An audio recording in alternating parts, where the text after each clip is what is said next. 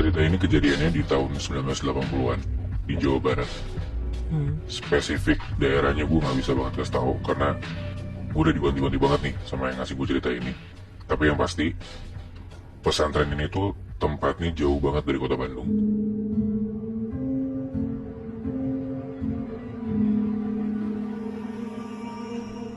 Nah jadi ceritanya ada sepasang sahabat, sebut aja namanya Rido dan Hilmi. Mereka ini di tahun 1980-an itu setelah baru lulus SD, mereka bisa. Gak satu sekolah lagi, jadi jarang main. Nah, karena si Rido ini masuk ke pesantren, sedangkan Hilmi itu masuk ke SMP negeri. Singkat cerita, sampai mereka udah SMA, si Rido lanjut pesantren di pesantren yang sama, dan ternyata Hilmi itu dimasukin ke pesantren yang sama kayak Rido. Jadi satu sekolah lagi. Ya, satu tempat lagi, Moy. Nah, alasannya kenapa si Hilmi ini masuk pesantren? Gara-gara si Hilmi ini anaknya bandel banget. Hilmi itu suka bikin orang celaka, dan Hilmi pun sendiri itu badannya sering babak belur. Benar-benar hancur deh pokoknya anaknya. Ya dia suka berantem gitu.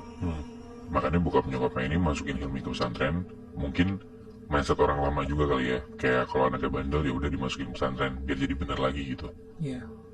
Nah, bokap nyokapnya Hilmi ini nitipin Hilmi tuh ke salah satu ustadz, nitipin juga ke Rido. Ya biar minta dibantuin gitu biar Hilmi nggak bandel lagi.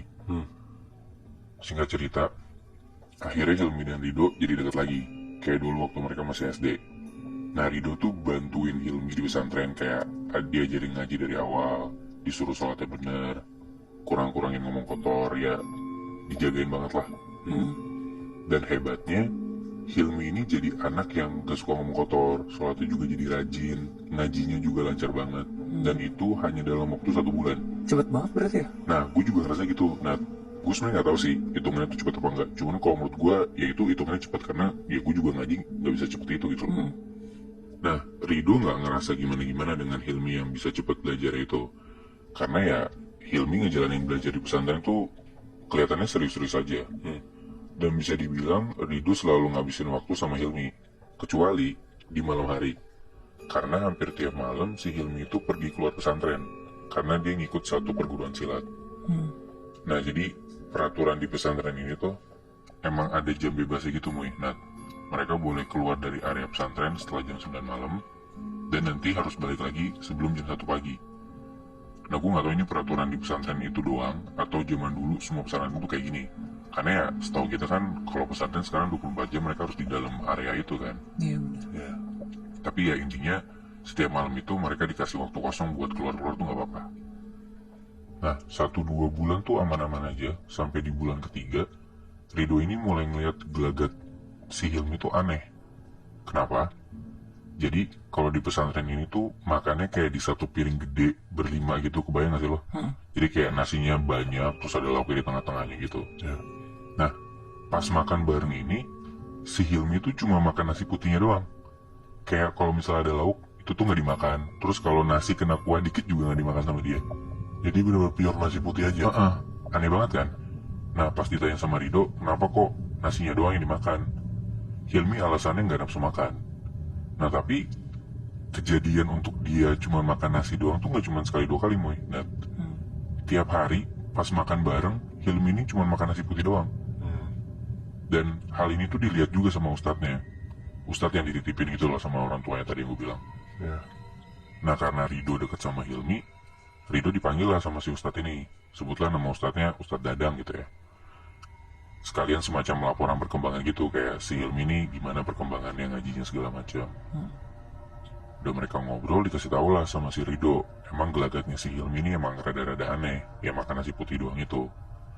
Nah terus si Rido juga bilang kalau Hilmi itu hampir tiap malam dia pergi ke satu perguruan silat.